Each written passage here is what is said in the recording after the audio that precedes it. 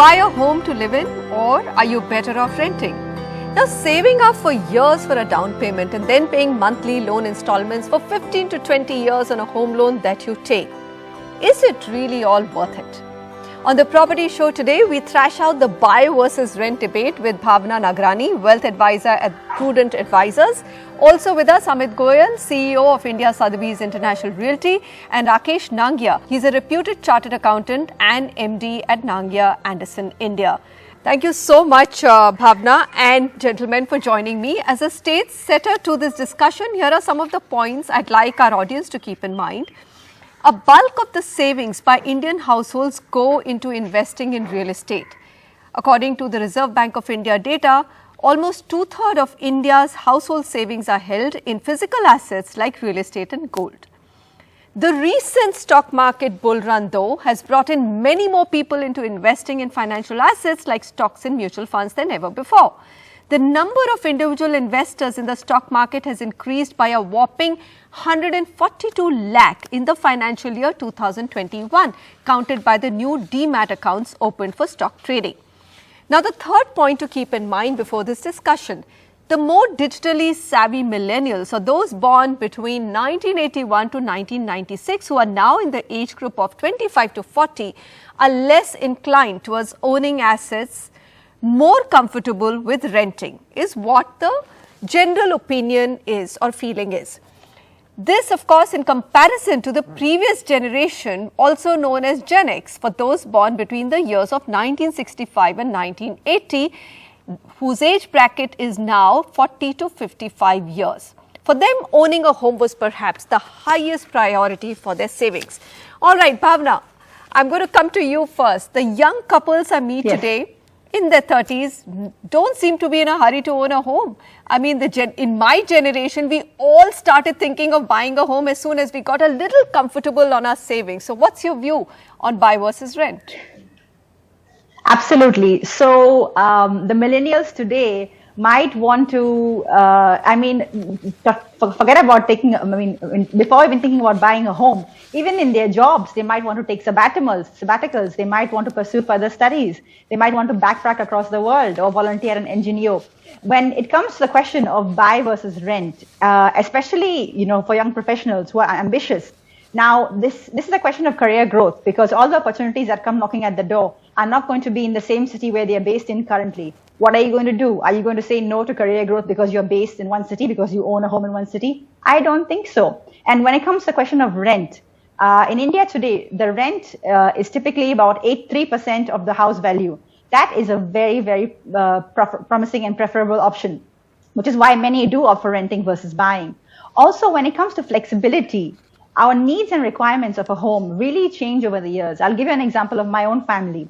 My husband's office relocated a couple years ago, much further away from where it was before. And we were considering acquiring another home that was closer to the office. Today, my daughter is 3 years old, and I'm thinking of acquiring a home, but only after her admission into school is confirmed, because I want a home which is much closer to that. Now, for young millennials, these kind of life events, changes are going to happen pretty often and pretty soon. So, Bhavna, are you saying that you are looking at acquiring a home? You are in the millennial bracket. Yes, but when I say acquire a home, I don't mean buy one. I mean acquiring a home to have shelter, to seek shelter, to have a home. You're saying that you will rent it out, and you want that flexibility of renting it out. Okay, I'll come back to you. Absolutely. You've also done some very interesting calculations on the basis of a 50 lakh rupee loan at 7.5% interest rate, which shows that over 20 years period, renting will actually save you a little over 5 lakhs. But, math is difficult in terms of showing on a television screen. So we'll come back to that later. Okay. Amit, I think everybody who looks at a spreadsheet and does the math says that why would you buy a home in India, or, especially when your rental yields are so low at 2 to 3%. It's okay in the US and the UK. London today will give you a 7 to 8% or 9% rental yield. But in India, you're still getting only 2 to 3%. Thank you, Manisha, for having me on the show.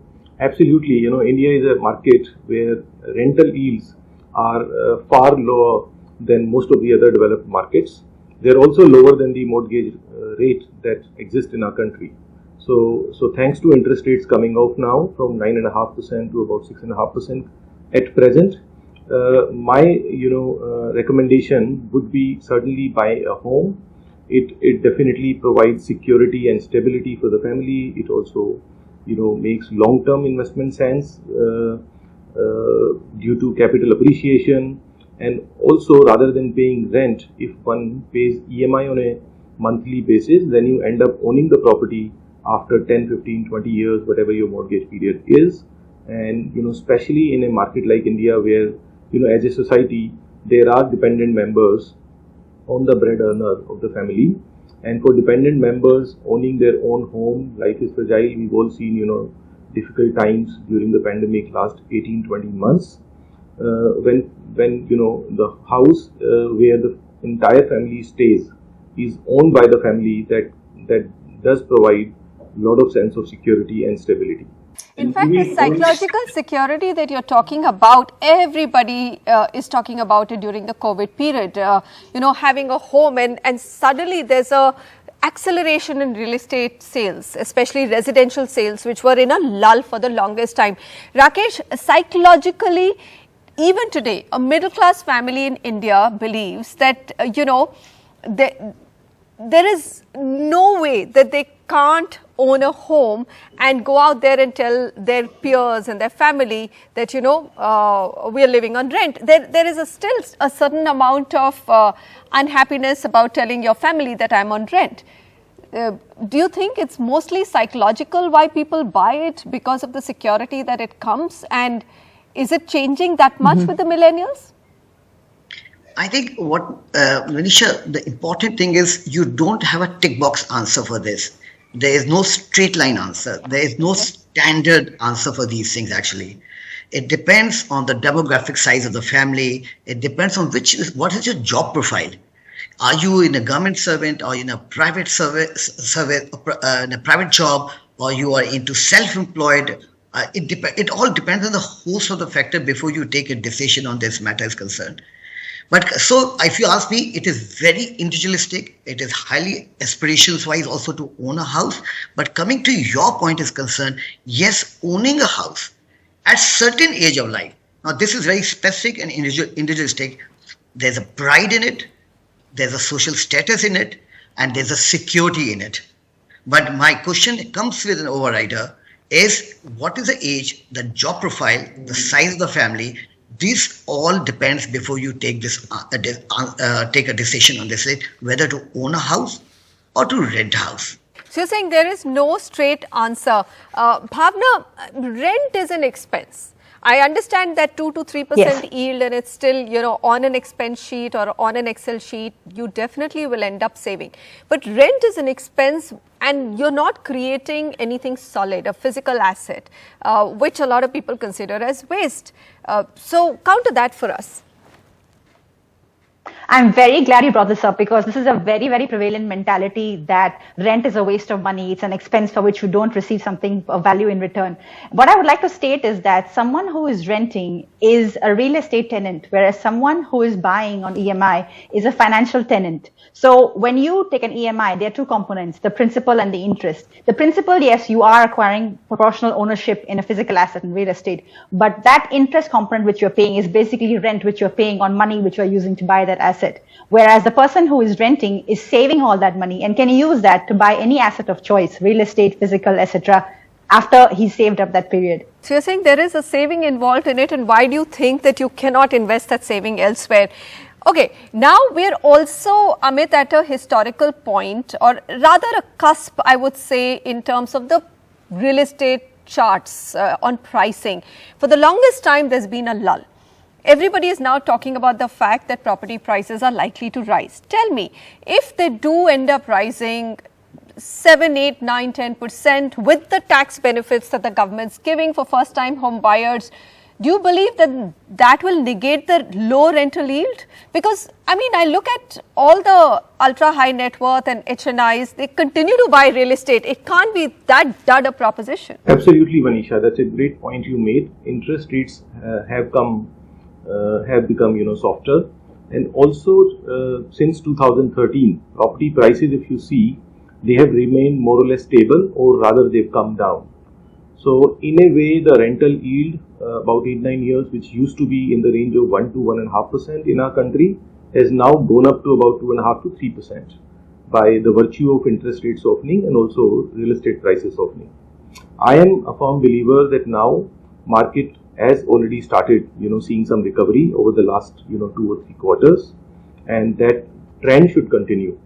So these are, in my opinion, right times where one should look to buy a home. People who've been sitting on the fence to take advantage of the price drop and also the interest rates. In the IT cities of Pune, sales have been fantastic. Hyderabad has been fantastic.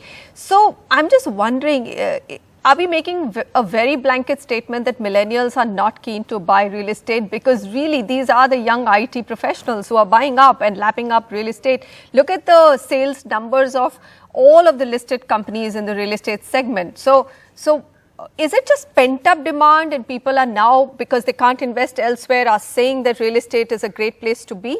What's going on? What do you think? See, historically, when you see the pent-up demand, it is on a low denominator also. Then you see a spurt coming up. Exactly. Right. For 2 years, there were no there, and immediately there's a spurt of demand has come up.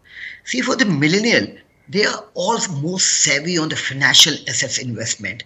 They think they have a long time to go forward in their life to have an asset. Today, they think the ROI that they may get it on investing in the financial assets can be 2-digit, 10, 12, 13, 14, 15%, as compared to the real estate, which may see a temporary spurt.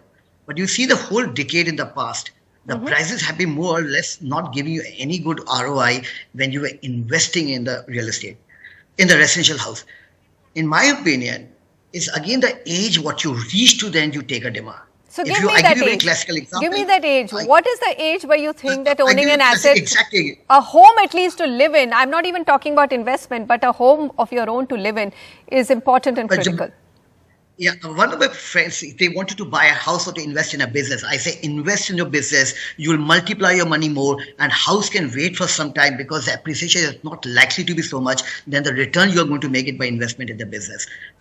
So what I'm trying to say, you have to balance out. Millennial age is not today there to own a house at that age, but the moment you cross that age, now you start becoming mature, you have a more stability coming up, then you start looking to have a house. So it's actually the age factor. You become more matured, you become more stable in your profession, in your business, what you're doing it. You're stable in the city where you want to live also. You have a more definitiveness coming up. You don't know if I'm a transferring job, why should I invest in a house? I do not know what I'm going to do. And my rental yield will be 1.5 to 2% actually. Okay. All right. We're going to leave it there. Like Rakesh said, there is no clear answer. It depends on your state of mind, your age, your stability factor. But yes, owning a home at a certain age might be something which is important to you. Go ahead and do it. Interest rates are fantastic. And if it's not, you want to be footloose, then continue to rent. Bhavna, Amit and Rakesh, thank you very much for joining us today for this important discussion. Thank you so much. Thank you so much, Manisha. Thank you, everybody. Thanks. Coming up next, the Supreme Court judgment has upheld the Allahabad High Court direction to demolish the twin towers being constructed by the builder Supertech, saying it is illegal construction in collusion with Noida Development Authority. How will this order impact other home buyers in Supertech projects? Stay with us for that important discussion.